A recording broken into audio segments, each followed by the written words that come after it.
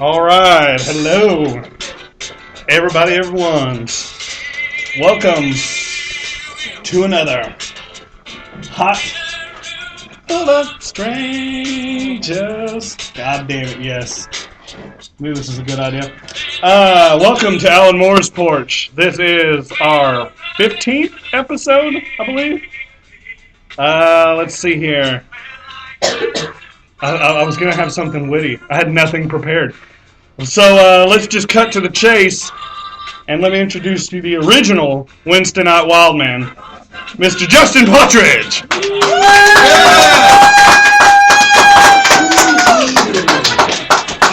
Big show! We got a big show. Big show. Oh, Jesus. Hi, everybody. This is the rest of the show. It's just us singing the Bee Gees. Jesus Christ. Hi, everybody. Welcome to Alan Moore's Porch. Hell of a program we have for you tonight. We do. Starting off right out of the gates, this is a different show. You've never seen this show Ever. And it's an experiment. We're living in the now. Last week I announced our first ever contest, and it was met with a resounding sound of silence. An echo. Just a fucking single hand clapping in an empty room. Singularity on the internet of silence. No one gave two squirts of piss about this except us. We invested time, we thought. pitched, we fucking constantly back and forth. It's our blow up the format contest. We'll go with it ad infinitum. We'll just keep going with it. Oh yeah, it's going to be a never-ending contest. There's no winners. The only winners are you, the audience. You're the winner because you are in for a fucking treat. Oh god, I'm already winded. I've seen pictures of this show and I'm super animated tonight. So I'm just gonna look like a drunk Irish cop in a 30s novel, just red faced, nothing but beard and sweat. John C. Reilly. I'm just gonna. Don't you tell me what to do! I'm gonna look like John C. Rotten Reilly. bastards! See that notch? That's fucking you.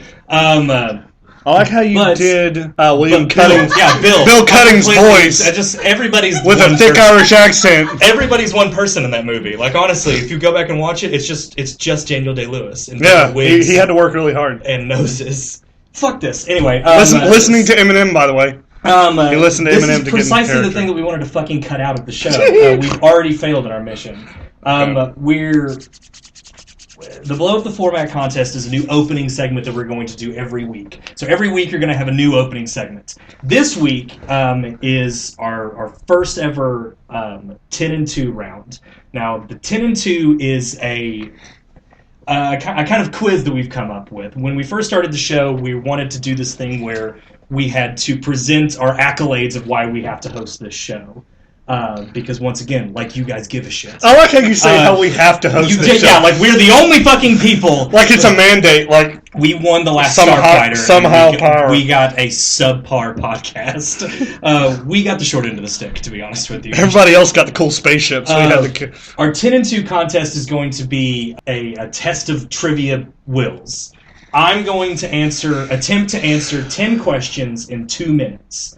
Now, in the future, whenever we do this, we will take user-submitted questions. You can send those to our Gmail at alanmooresporch@gmail.com or to our Twitter at alanmooresporch, all one word.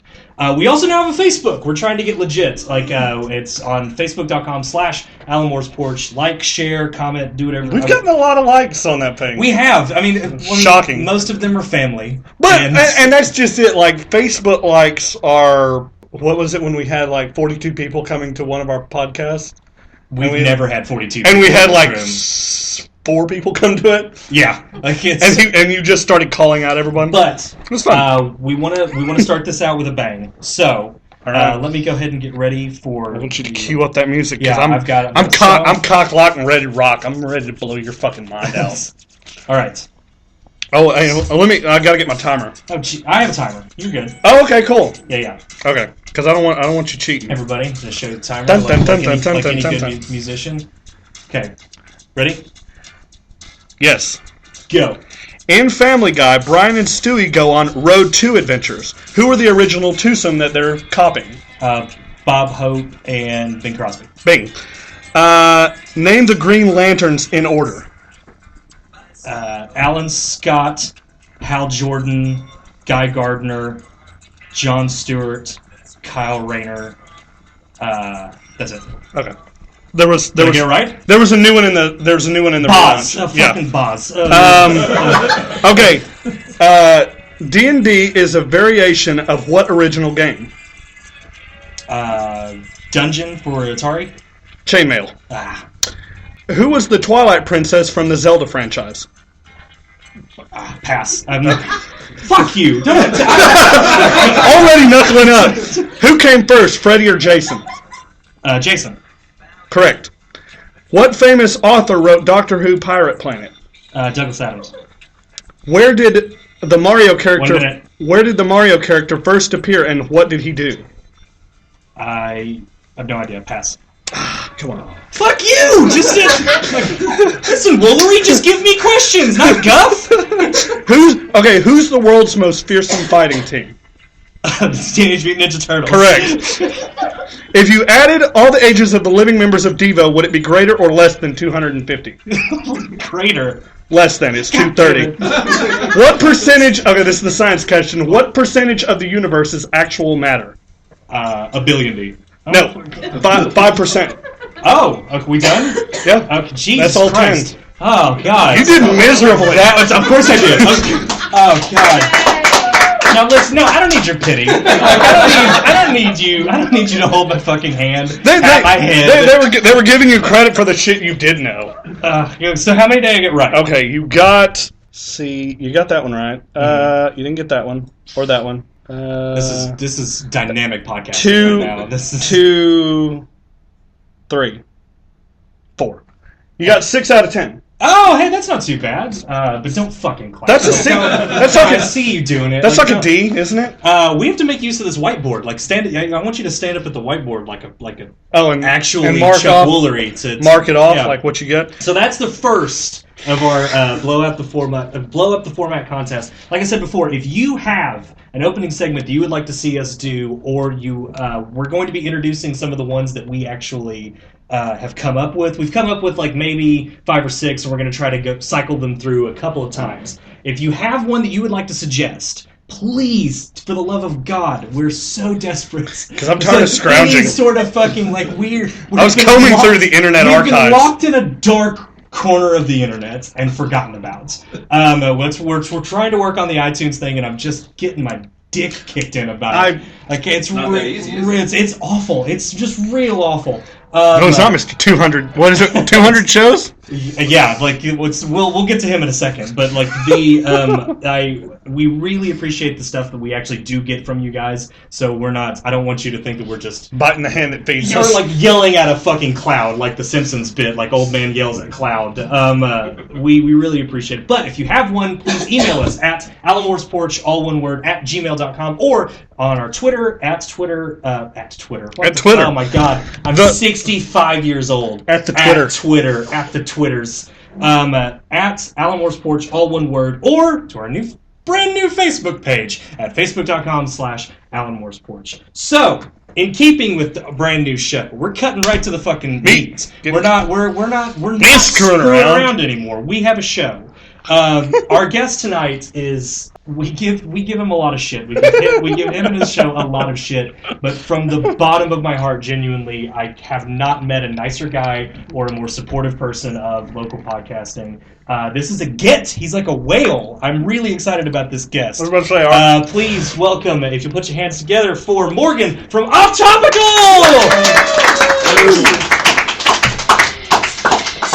Giving you the trooper coming up. Little please, no pictures. No pictures. He's a busy man. Morgan, we are excited to be here. How the hell are you, man? Doing really well. I've drug you on the show like 4 or 5 times now, so and you got around to it. I apologize for everyone. I've stammering there have been certain times where I've been on his podcast, and I just know I hear ratings dropping. Well, actually, as soon as it's I talk. the other way around. When you and Dr. Frank are on the show, our ratings actually go up a little bit. See, but Dr. Frank is always number 1, though. Yeah, he's a genius. Yeah. He's a bona fide I think genius. people are actually looking for self-help and found us. Oh my God! This is probably someone suicidal. Got the bottle of pills in their hand, and they're like, "If I just talk to an internet doctor, nope, fuck, it's dick jokes." Man, we're talking about Dune again. Kill. Yeah. So the theme of this episode is tabletop gaming. Can I ask a question before we get started? Please. I know there's been a format change, but real quick, how do you keep the pussy from rushing the stage? Just crushing it. Because I'm saying, if you're doing a podcast about tabletop gaming, then there's going to be a lot of ruined panties. We have taken the precautions Hell's Angels? that Bowie would take. I got Hell's Angels. Around Ziggy Stardust. There's chicken wire around the comic book shop. We're really going the extra mile because, I mean, honestly, when you're talking to the ladies, they... Nothing beating them up with both hands. Out the gate. Plus 2 elf. Yeah. Plus 2 elf, and she's pretty well yours. That and the chloroform. One of the two. But I wanted to have you on specifically because I've talked about it in kind of passing on the show. But you are the current dungeon master of a game that I'm playing right now. Yes. And it's stellar. It's an incredible game. We've played about 3 times now, and it's really awesome. For some of the normals out here that don't, that's normals. I'm very sorry. I'm super condescending to like strangers that have come in. I'm very sorry. Like we are slobberingly grateful that you've hung around for more than 7 minutes. But I'm very sorry. They're in a comic book shop though. Like they're in their element. You knew what you're coming into. Yeah, exactly. It's like if you go into a frat house and you've had a few beers, you know what's going to happen. So here you are. You're in a nerd store. You're asking for it. Yeah, it's just like you're gonna swing. There's swing through. But I wanted to really get to the root of when you started playing table, or when did you realize that tabletop was something really fun? Like the thing that I wrote down was like, why tabletop? Is it escapism? Is it narrative freedom? Is it wish fulfillment? Like what makes it fun to you? On your notepad it says, why tabletop Ethiopian? Yes, no, don't look at this because this is just chicken scratch. I see. If our audience can see this, this is the font that Kevin Spacey used in Seven. Every note that I put around the house, like my wife is probably terrified to see Post-it notes around the house. Taking the kid out for the night. They all look like they all look like horrific, like first act CSI shit. But like. See you tonight. Brought you flowers. Jesus Christ. Well, to answer the question, I suppose, what do Yoko Ono and an Ethiopian have in common? They both live off dead Beatles. Hello! Sammo! We got the jokes that we're telling you! Oh, god damn it. So do we still do the offering to the snake god? No. I did a thing here. Like, I'm going to do... Do you have one? Yes. Fuck yeah.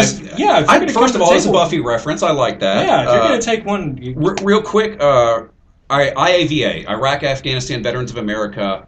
If you don't know where to send $5 to a charity, this is an organization that actually does a lot of good. We are still at war. People kind of forget that. We got a lot of guys getting kicked under the bus as far as their benefits go, if you've been watching the news. This lobbying organization, the last time around, they send out an email to all its members, and you get your local congressmen, state, senators, and the last time, 320,000 phone calls and emails to reinstate benefits to wounded warriors. Join them. It costs nothing to join them. Mm-hmm. It's a huge lobbying organization. Every now and then they'll send you an email to help out. Fantastic. So IAVA. Thank you very much, man. Off Topical podcast. It's this great podcast on iTunes. It's this thing. Wait, are you saying it's available? It's available on iTunes. On iTunes? I will clear this. I can download it onto my iPod and listen to it wherever I go. Or your phone. But we're on Blueberry.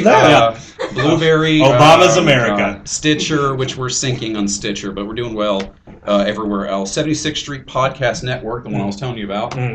Really cool guy named Tony in Philadelphia started it, and now we're actually getting somewhat legitimate. We're getting real guests. We're getting relatively famous people you've actually heard of to be on the show. We're actually getting like serious ratings now for being associated with them. Last week they had the creators of Mass Effect on. We've got... like I said, get famous people. Authors.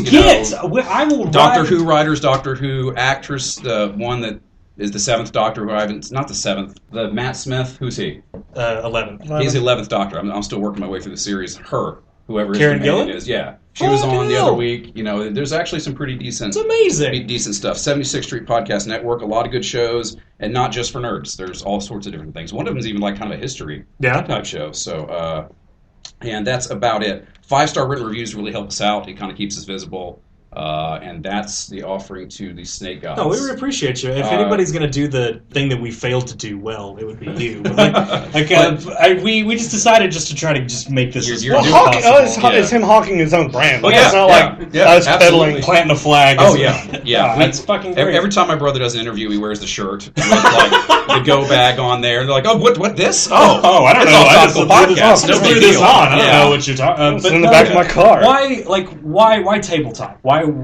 How did you find that, and what was your first experience with it? You've met my brother. He is the one that started. He's always been involved with games. We played Dungeons & Dragons back when it was the original Dungeons & Dragons, and then it got advanced. Shit got real. You know, right? Because before it used to be like, what are you going to play? I'm going to play an elf. Yeah. That was your choice. You could be an elf, you could be a dwarf, you know, THAC0, 2-hit AC 0, all of these wonderful things. And it was advanced calculus for 7-year-olds. Because, you know, for those of you that are old enough to remember, I got one guy nodding over here, you have to really know what you're doing. Yeah, It really was complicated. When I first started getting into Dungeons & Dragons, I was very young, and it just frustrated the shit out of me. Like, it was an unlockable puzzle. Right. So that's how I got into it. He started running games, and he's 5 years older than me, and his friends were 5 years older, but they were never, you know, real pompous about it. I got to play when they played. Yeah. Up and when I was way too young to be hanging out with them. They got cocaine in the background, and they're, you know, real they're hazy. drinking. They're drinking, and you know, Nothing goes better than selling pot. coke and you know. D&D. Well, yeah. I'll tell you what, it goes all night. Yeah. Right out the gate. We didn't have Red Bull. Not like you kids. We had amphetamines. So, and that's truckers' speed. Yeah, exactly. Yeah. My elf was a tweaker, so I had to get into character. It's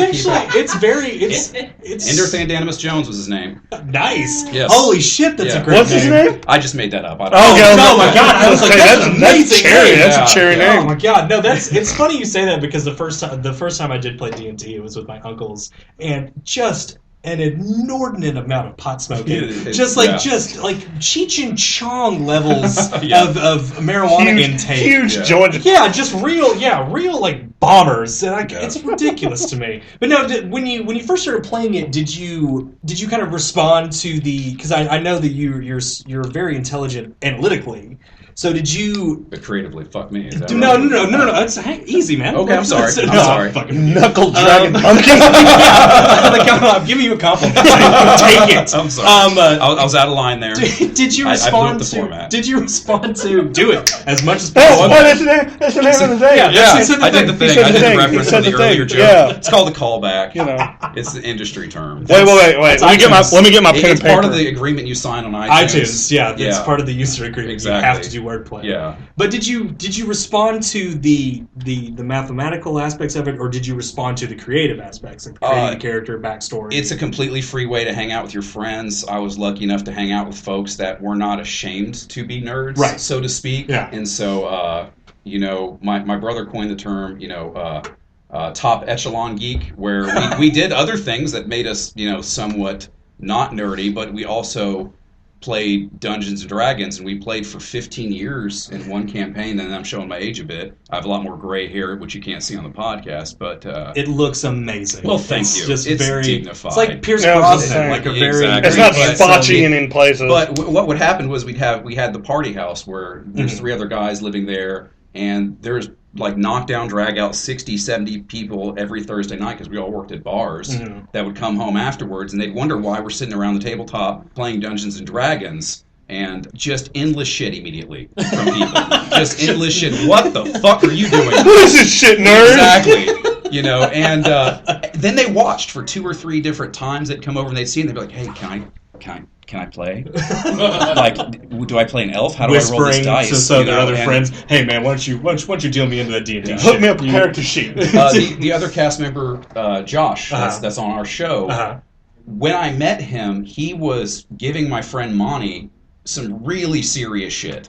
Like, just, nerd, what is your problem? Like, don't you understand there's women in this house? And just endless. Like, you know what? Like, sticking his finger in his drink and stirring it around. Oh my God! Oh, yeah, it was hardcore. I won't go into those. Being the badass at the frat party. Like, my friend was so angry. He's like, I think I'm going to beat his ass. And then finally, Josh's like, no, I'm just kidding. We play too. You know, I'm a necromancer. Yeah, I'm not going to. 7th level dungeon. Yeah, it's just him being like the 80s movie ski villain and then immediately becoming C. Thomas Howell. Exactly. Like, yeah, oh, he ripped off the Scooby mask. That's so funny. But we gamed, and people weren't afraid to actually role play, because at the end of the day, it's numbers and role playing, and you have to be somewhat vulnerable. You have to tell a story, and the guy that ran it for all those years told the story, and told a story that was better than anything on TV. Now, kids, this is before the cables and the interwebs, and you had to wait to watch something on TV at a certain time. We are infinitely spoiled because we have Netflix, we have True Detective, the TV we had in our house had pliers on it that would turn the TV, and that's before I sold it. That was the TV in my bedroom. Up until I was like 20. And a shitball black and white UHF TV. Exactly. So don't be afraid to play your character. Don't be afraid to try a game. And your only enemy is yourself on that. And that gives me, I appreciate you saying that, because the second thing that I wanted to talk about was, because you've carried on certain campaigns for years and years and years. Yeah. And what is, and you said, you hit the nail on the head of why I really enjoy it, is because it gives you a chance to tell a story in the most organic way possible as a character. So what, in your illustrious D&D career, I never thought this day would happen. Have you? I figured this is your life. Bring it in. Yeah. That would be hilarious if I just ripped off this. Yeah, you're like a Ted DiBiase. Tell us about your 7th level dwarf. What are some of the best and worst kinds of players and dungeon masters? Because I know I'm sure you've had some stars, but there's got to be some fucking turds out there. God, that's a good question. Yes, we had people that were game killers. Yeah. That joined because they're your friends and you don't want to be mean, but they show up and either they're way too intoxicated to play, they're kind of like the drunk person at the bar mitzvah, just dancing right in the middle around. of the wrist. What's going on in here? They can really ruin a game, because the game is the sum of its components, and if people become afraid to actually play the game, then no one has any fun anymore. And so when people put no effort into it, when people just, they play, but they play kind of ironically, and they don't want to actually get into the story or make any decisions. That would be horrific. Just somebody doing shit in the game and actually helping out, but constantly slapping everyone in the ribs, going, "Look how funny this is, guys! We're dwarves." And we've had folks that are like that, and we try and thin them out. Honestly, God, it's just awful. What are you gonna do? Because they're your friends first, So, and there's Dungeons and Dragons is it's a game that you have to you can't passively play Dungeons and Dragons. You have to be aware of your surroundings. You have to be aware of everything the Dungeon Master's throwing at you. It's a fully immersive thing. So just somebody kind of flitting in and out, I can see how that's super frustrating. Nothing's more. Why not the fayest hand possible during that? I'm very sorry about that. My wife constantly is like, "You have the gayest hands. You realize that, right?" I'm trying to butch it up. She didn't even see the things you did in that truck stop. I know. But listen, he's not gay, but that's $20. That's half a tank of gas. You can't leave that on the table. That's half a tank of gas. That buys a lot of scope, people. In this economy, that helps. You got to do what you got to do. Oh Christ! But no, and I'm sure the same. On the opposite side of the coin, the same thing can go to dungeon masters. If a dungeon master comes to a game and doesn't have shit to show for it, and is just kind of taking you go down some stairs. There's an owlbear and treasure chest. Let's fucking go home. Yeah, he's not even making that up. Owlbear's a thing. Owlbears, owlbears are one of my favorite monsters. It's what happens when nerds get lazy. It's amazing. Yeah, because it just I don't know. Fucking pig bat, owlbear. Give me a hit and fucking hang on. It's got claws and a beak. Squawks. Just fucking leave me alone. That's, even if you're not a player, just flipping through a Dungeons and Dragons core book is one of the most entertaining fucking things in the world. But no, I've played with guys like that. I've never quite played with anybody that kind of takes the piss out of it, I bet, because that would very much piss me off. Right. Like, because when I play the game, this is not a shock to anybody, but I'm very dramatic. Don't fucking laugh. Do not. I I swear. like how no one fucking laughs. No, And then you nobody- threaten to punch every person in the room. Like, I'm gonna punch each one of you, I cocksuckers. don't know why I'm so sensitive today. I'm really lashing out at the very lovely people. You're very emotionally insecure right now. God, it's awful. I apologize profusely. Did your puppy die this week? Yeah, I know. What happened? Kid pissed in my face today. But no, I don't even. I got overwhelmed with my womanly emotions. And let's Just turn to Downton Abbey. drop really it. quick. Yeah, Mr. Banks, he didn't roll the save. I watched Downton Abbey. It's a very good show. Go fuck you. And it's like early Doctor Who with gay people. Yeah, it's if the lowest common denominator British drama, it's like ticking every box that it can with a giant cast. Anyway, what would be, because you've played Star Wars, Yep. you've played the Star Wars game, you've played Dungeons and Dragons, obviously. You've played Call of Cthulhu, which is Yes. something that we've talked about on the show before that I love. It's an amazing game, yeah. What would be is there any other games that you've played like that? Like, because I know we've talked about doing Pathfinder and some of these other ones, but is there any other games like that you've played of note? My brother used to run what was, I think, the quintessential. It's a game called Vampire, and I still don't understand what all was involved with it. But I know it was a needlessly complex dice system, and he ran a game forever and a day. And like, the PCs damn near had, the NPCs, the non-player characters, characters that you find in the game. Keep up, people. They were so complex that you could actually predict what their reaction is going to be and make decisions accordingly. And it was really spectacular because, again, we were those stealth geeks, and we were actually, his friends were, very cool guys. Like back in my day, there was something called Grand Central Station out here. I don't know if you remember. And like they ran that place. They were like bartenders, and they were all the cool guys. And then afterwards they'd be like, "All right, you guys ready to go back and play some vampires?" And so I'm a Markavian, which is a crazy vampire.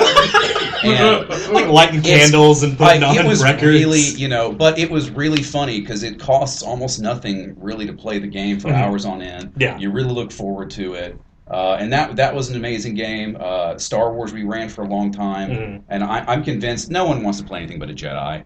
It's really hard to play because, what do you watch Star Wars for? I like the guy that played the flute in the cantina. Can I play Max that Rebo. character? I gotta say, my favorite characters, and if I could have like one framed picture of all of them, the bounty hunters, Vanguard boss, the line of bounty hunters, IG-88. the best movie we never got. Yeah, like that movie. I want to see that. I would be a bounty hunter. I actually, we've had long conversations, as all good dorks have, regarding the bounty hunters. One being IG-88. Yeah. We're convinced that was someone's joke. We're convinced like it was like a short circuit. They rolled him in there, and he was just like the wacky sidekick.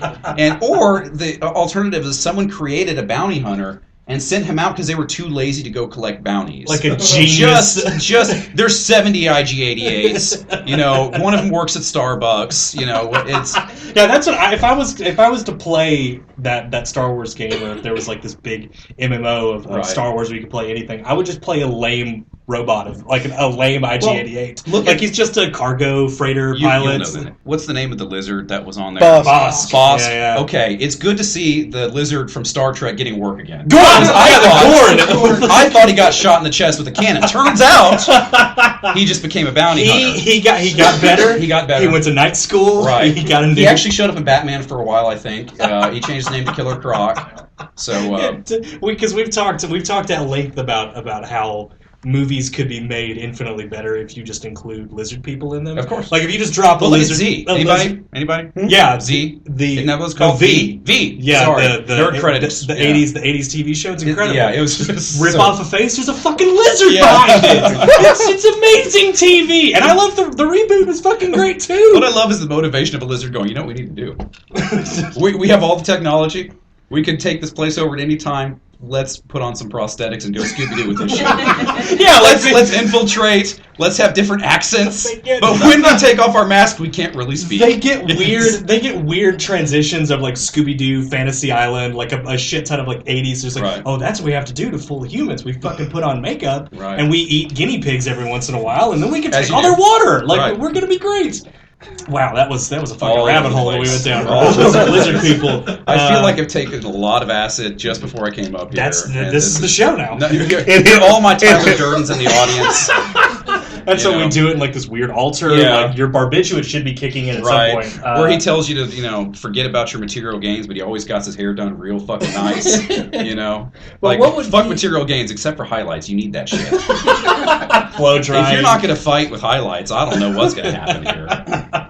But what would be your, like, if you could create a dream campaign or franchise to play, what would be your... I think we've always done it. It's the one we're playing now is more or less the one we've been playing since before 9/11. This is how great of a dungeon master Morgan is. Oh my God. The game that we're playing right now. Stop. The game that we're playing right now is a sequel to a game that they played. And that's Nerd Points. 10 years ago? Yeah, we stopped playing. Yeah, about 10 years ago, and it's like it's Game of Thrones, basically. Like it's as complex a lot less incest. Yeah, I'm not saying there's not going to be any. But yeah, if there's no sister fucking, I'd try to drive every single plot point to meet incest. It's like, are we going to go to the treasure hoarding? Nope, straight to incest. Can you imagine a saving roll against Jesus? But no, it's just really it's saving throw versus Mongoloidism. You got to roll at least a 17. But it's not to have the baby arm. It's outside. Is that too far? Is that the line? Milky No.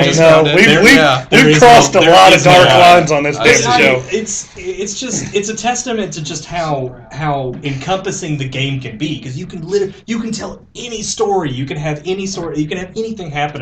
That's the reason that it's so fun to me, is that just that sandbox mentality. If you and your friends are going to run a game, run a story that someone actually wants to hear, and just go from there. Yeah. Like if you're just there, like you said, with the owlbears, but you have to have the plot first, and there has to be something for them to do, and at the end of the day, let them do whatever they're going to do. Let them make their own choices. I have always wanted to play, and I don't know. I've always meant to ask you this. Now that I want to have it under glass. But have you ever played in the '80s, the early '80s? There was those DC role playing games. Like, did they put it? Were they awful? Because I really want to play them, and apparently I've heard nothing but terrible things about them. In the '80s, the DC put out this big role-playing game in the vein of Dungeons & Dragons, and it had different supplements. Like, you could play as the Legion of Superheroes, you could play as the Metal Men, you could play as the Watchmen characters, and apparently it's one of the worst fucking games ever put together. Like, it's just There's some pretty good fails super out there. slapdash. Like, they just barely put it in a box. So, like, they'll fucking buy it. Right. And people did, and were immediately disappointed. But for some reason, I really want to play that. But would there be any other, any tie-in franchises that you would want to play? I love Call of Cthulhu. I think Call of Cthulhu definitely needs I never ran Call of Cthulhu. I played in the game. Josh is the one that ran Call of Cthulhu, and that, again, that's putting yourself out. You have to actually allow yourself to be a little spooked by some of the storylines, and you have to allow yourself to be. The difference between Call of Cthulhu and every other game is that if you find a magical item, you'd rather shoot yourself in the head than open it or touch it. And if someone pulls a gun on you and shoots you, you're dead. There's no, rapiers and +2 this or that. If things get deadly, and they do very often, then kind of take an exit there. You're playing it right if when your character dies, you're devastated. Especially if you played a character for 7 years, once a week. Has this happened to you? Yes. Has it really? Oh yes, my God. And it was because there was another player that was an ass clown. It's like the death of a dog. Yeah, it totally was. It totally was. 7 years is an investment. That's an investment. It's an investment. When they die, you're like, oh, come on. You raised dead? No, I can't. Okay, I'm just gonna roll dice. I guess I'm a fucking gnome. I don't know. I don't give a shit. I'm going after Lucky Charms. You've become. It's like I'm taking my fucking grid paper and going home. You dicks. But like I said, I'm not blowing smoke up your ass when I do say that the game that we're playing right now, I cannot. You fuckers are missing out. I don't know why I keep talking about how awesome this game is. But if you want to get into some of these games, like just fucking do it. Like if you've ever had any sort of interest or anything, like I highly suggest you find somebody to run a game or learn how to run a game yourself, because it gets a lot of shits. Like one thing when you say you play Dungeons and Dragons, you hear people's eyes rolling. So much crap. Like you physically hear them judging you. Yeah. Oh, so you eat paste too? Yeah, just like so like you've never seen a boob at any point in time in your life, even on the internet. Like you've only read about them in books, right? I've had conversations where like people are like reacting in like a '90s after school special as if I came out as homosexual. Like they're like, "What? You seem so normal." Like, oh my god! Wait! You have children? Do we need to call child services? Like, is the devil involved with this? Because, I was going to ask you about that, because when I first started playing Dungeons and Dragons, when I started getting super kind of serious into it, I was around 13 years old. I had to ask my mother for money to buy the core rule book, and just fucking hang on, because not even near the sweetheart of this story. When I went to buy it, we trotted up to Hastings. She looked at it. She kind of flipped through it. She looked at me, and the first fucking thing that she said, "This is that Satan game, isn't it? You're gonna be worshiping Satan and like killing cats over a copper bowl." Well, I was like, "What? Hang fuck!" And back the truck up for a second. How do you know about the copper bowl? And the cat. I thought the inner circle only knew about that shit. But like, my parents were always super suspicious of me playing Dungeons and Dragons because it had still had that stigma of being the Satan game. Like people have gone crazy playing this game. They get super into it. Did you ever hit any of that at any point in time? My mother is this is Ash Wednesday, by the way, you heathens. You're supposed to be Mass right peace be with you guys. No, my mother is is that your imaginary friend? She's a very she's a very religious, wonderful person. She found God. Like, everyone thinks she's a wonderful person. She wasn't always that way. She found Jesus, and it saved my brother's life. Because before that, she chain smoked and drank, and, it was a big difference. But she never had a problem with it. Yeah. She never thought it was satanic. I was not allowed to hang out with a friend that lived down the street anymore because she found his Dungeons and Dragons stuff and basically felt like I was in league with, Lord Satan. And I'm like 8 years old, and I'm like, I don't understand. Yeah, that was the one thing that I thought was so funny is that, like, I'm 13 years old. I'm just saying, if that's the devil's plan, well played. Yeah, because it worked. I've got you. You've got me hook, line, and sinker. Hell, Satan! Like I'm all about it at this point. The sacrifices got easier every time you did them. You just got to keep escalating. You know where to stick the knife. You know how to put all the blood in the bowl. It's great. I read a lot of Constantine. Scotch Guard's important. This is a general question because we touched on characters. Do you have preferred classes and races that you play? Yes. The preferred class is always... Oh, did I hear a what's that? I'm sorry. Yeah. There's in Dungeons and Dragons you can play different races like dwarves, elves, gnomes, stuff. Blacks. Yeah. Oh my god! Wow. What? Come on! No, I can't softball him in like that because he'll just swing at him. Yeah, you can't. It's low hanging fruit and it needs to get picked. So are you saying there's different racial modifiers, you son of a bitch? Yeah.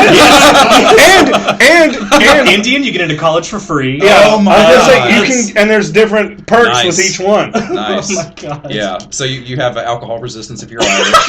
Yes. That makes sense. No, I've built this into the game that I'm created. Yeah, Matt has created a game. I've spent the last 3.5 months, 4 months developing a tabletop game that mixes D&D with King's Cup. The drinking game. It sounds awful. That's in like the best explanation way. that you're going to give in court at some point. Yeah. When you go to here's the thing, Your Honor. Okay, look, I didn't started with a game. I had to play my character. Okay, so I had to play my character. But do you have? Because I just recently, the majority of the people that I've played are magic users, and I've now abandoned that in this game. I always played fighters because I came late to that long-running campaign, and so everything I played otherwise got killed. Right. And so in the old version. that was not Advanced Dungeons and Dragons, but the actual one that started getting a little bit more in depth. Mm-hmm. It's hard to play anything but a fighter and not Right. just get killed immediately. So eventually I had to settle on a fighter just to stay alive and keep Right. playing because I lost 4 or 5 characters. I mean, we can months. all agree. I mean, at this point, that the bard is the most fucking useless of the character I classes. disagree. Really? I think it doesn't matter what the numbers say, because there's like whole other books where you're like, I want to play a ninja. Allow someone else to create that concept for me, and I will pay them $35. Or you could just say you're a ninja, because it's all imaginary anyway. You don't have to pay someone to pronounce you to be a ninja. They don't have to be certified in some state. Buying a book is like a papal permission. If you look at it, God, we're losing people. No, fuck them. They're fine. We're good.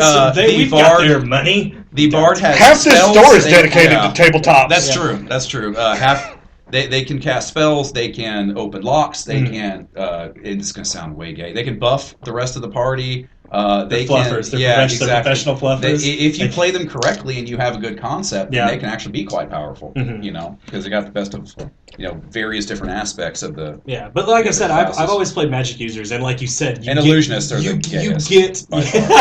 Because it's hard to be metagame with that. See and raise that.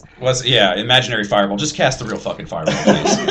But there's a visceral joy to playing a fighter class, because like the last game once again I'm gonna keep talking about it and you're gonna fucking sit there. I'm sorry. The door's locked from the outside. I'm very sorry. But in the last game that we played, that ended with a big climactic battle. As they do. And it's the first time that I've ever gotten a chance to just what's the word?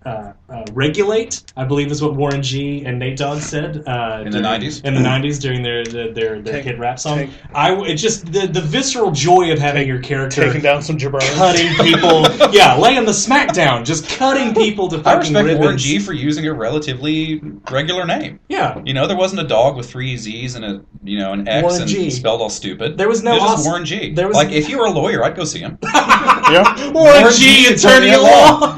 Or tax advisor. Yeah. I am making a shirt that says I think that would be immediately. That would be important. Morgan, thank you fucking so much for being on the show. I really, from the bottom of my heart. The show's over. All right. Yeah, no, it's weird. We're trying to. I don't want to. We're at 42 right now. Oh my god, that was quick. Okay. Once again, we're fucking. Yeah. It's nothing but entertainment. Solid chunks of entertainment. You are welcome. Well, you said you had a lot of questions. I thought that's why you were going to wrap it up. We do have a lot of questions because the guest that we have next week, the amazing Mark Finn, author, raconteur, is in our audience tonight. He's going to be our guest for the next episode. But once again, Morgan, I genuinely we bust your balls a lot, and you bust ours. you bust ours right back, and it's amazing. But we enjoyed the last commercial we did for you guys. They did an ad for us in the beginning of the last episode. That's one of the funniest things I've ever heard. But from the bottom of my heart, I really do. Inspiration you've had on me as a host and as a podcaster is incalculable. I cannot. Listen. Hey, fuck you. I'm trying to. Like I said, this is a brown on your nose. Motherfucker, we can ride this. We can, just really working the shaft at this point. But I really appreciate you being on the show. You're a tremendous guest. We will definitely have you back at some point in time. If you will tell the audience where they can find you on the internet. Go to iTunes. You can search 76th Street Podcast Network. You can search Off Topical. Anywhere you can get a podcast, we're there. We're actually, and it's not a joke, we're really big in Germany and Denmark. Yes, you have a foreign market, which is incredible. Holy shit! We for some reason we get like 2,000 downloads a month from Germany. That's so awesome. I don't know why. I don't know what it is. That's great. But it's ridiculous. Y'all have a lot of hate speech in here? Well, yeah, I know. Well, naturally. Yeah, I don't know what else. I'm just saying gray uniforms are form-fitting. And scat. And, and scat porn. Right. Yeah. The color brings out my eyes. Exactly. It looks beautiful on me. But please go on iTunes, subscribe, rate. They're well deserving of your 5-star reviews. It's a tremendous show. But the questions, once again, we're so slobberingly grateful for questions when we get any set of questions. Mark sent us a bunch, so I want to try to burn through them all for the panel. We're good on time. The number one, the only classic board game that matters anymore is Risk. A, do you play it? And B, how badly do you suck at it? I am amazing at Risk. Are you really? I played a 9-hour session one time. Son of a bitch. It was me, my then girlfriend, her sister, and her father. Played for 9 hours. In the last hour, I was down to I had half the world. Uh-huh. This motherfucker beat me down to Egypt. Just center of the board. He eliminated everything I had except Egypt. Oh my god! And when I got Egypt, he had dispersed his troops so that there was nothing but singular armies on each and every base, on each and every continent. So on my next turn, once he got through stomping my ass into the ground, my next roll, I got like 250 I just got cards. You turned in your cards. I turned in like 3 sets of cards and just got like an ass load of troops, and he surrendered. He surrendered the whole damn board. Did you feel like Khan? I felt like God. Hell's heart, I stab at thee. I felt like, and it was so funny because I was like, "This is the greatest game of all time." Morgan, I would imagine you're really good at Risk. I loved. We used to play very long games of Risk, and Yeah. we always rolled to see who was what. You don't choose. Yeah. And I always ended up being Russia or the United States, and I could usually make a good game of it because if you know how to play, Russia's job is to keep Germany busy. That's It's what been Russia, that way forever. Look at the Since the Ostfront. beginning of time. Yeah. It's to keep Germany busy. If you can keep them busy and expanding, then you can win the game. If Russia goes out quickly, it's over. Simple as that. That is the most sound military assessment of If Russia you read a I've book ever heard. involving World War II, that's what fucking happened. Oh my god. It also, you can listen to a podcast called Hardcore History. There's a series called Ghosts of the Ostfront. And if you like history at all, it really brings it alive. It's really wonderful, and there's a bunch of crap I didn't know, really gory stuff, and gives you a real perspective. I went serious there. You Sorry. are a walking Sorry. NPR telethon. It's Yeah, incredible. I like have my so nerd much stuff. shit that I have to Yeah. listen to now. I'm awful at Risk. I'm not good. I'm not good at Risk at all. I'm not good at it. I in will the say, least. on the flip side of that coin, the game that I'm terrible at and I forbid in my household is Monopoly. Monopoly. I will not because Monopoly doesn't do anything but smash families apart. Yeah, like Monopoly. There's never, and like I was telling my wife, I was like, there's never a game of Monopoly where you're like, that was a good game. Congratulations, I enjoyed playing that. It is just like, fuck you, bitch. You're like yelling at your mother. It's like, I don't have $2,000. Well, then I guess the game's over for you. Fuck you. Like you throw your wedding ring. God damn it! I'm calling the lawyer tonight. Like it's gruesome. The best place to play Monopoly is during an Occupy Wall Street protest. Just go down there. Just like, I got boardwalk. I guess you fuckers got to move. Try bathing. These are the There you jokes. go. Number 2. What is your favorite new / Euro style board game and why? I don't understand. I don't know what that means. I don't What's know Euro what that style? means. Everything in the Doesn't store. shave. Yeah, Oh. it's like real uppity. and New age Yeah, or like all the $50 plus games. okay. You play those? I haven't played a lot of those. They play a Star Trek game, like a Star Trek mini game here that looks phenomenally fun. Yeah, they have a tournament. So it looks amazing. But I have no frame of reference for any of those. And that I was going to mention it during the show. I have not played Dungeons and Dragons Ever? Ever. That I have failed you as a friend. I know because it got me super. It got me I'm like so when you were like fucking sorry. when you were like, oh yeah, we're starting a new campaign. I was like, I want to start a new campaign. They are going to start playing Pathfinder up here, and I really want to fucking play that. We should jump on that. On Thursdays at Pathfinder. 6 p.m. Yeah. It's like a new version of Dungeons and Dragons that adheres to the old 3.0 and 3.5 rules. Right. Okay. Thanks for the shitball question, Mark. Number 3. Who do you not like to play board games with? Feel free to throw loved ones under the bus. Asians, primarily. I'm just saying, like, when you play Risk and they're Japanese. The Dutch.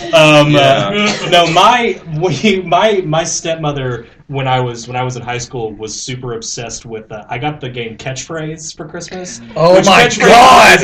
Is another potentially family shattering Yeah. game. because you're relying on your family to be articulate, and they just feel especially you every time. if you play like by the books, like with the and it's just stressful. oh my god, it's I hate playing board games with my test on acid.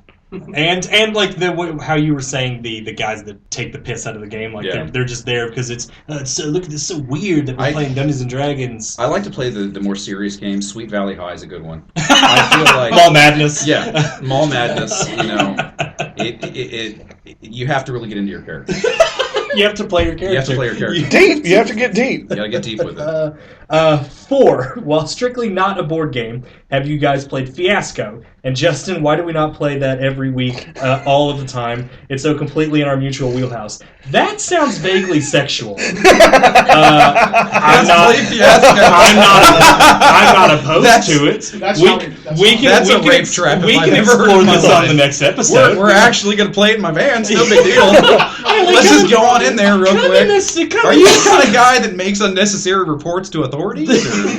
This little ditch tunnel that I put a couch in, we can play in there. I've never heard of this game. What is it? Is it like a trivia game? Like what is it? It's a role playing game that's diceless, and it's high intensity, like a 2-hour kind of a session. Yeah. That simulates a Coen Brothers movie. The tagline, Jesus! This sounds incredible. The tagline is the game of high ambition and low impulse control. That sounds awesome. That sounds right up my fucking street. I call Steve Buscemi. Yeah, can we call character actors at this point? Yes. Oh my god, that's awesome. Steve Buscemi in the wood chipper. Yes, exactly. Oh my god. Yeah, that sounds fucking great.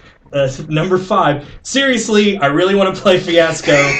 Maybe that's a special pre-recorded Alan Moore's Porch or something. Just real undertones of sexuality on both of those questions. Number 6. How do you feel about the Geek and Sundry show, Tabletop, Vanity Project, or Game Changer? Please note there is a correct answer to this.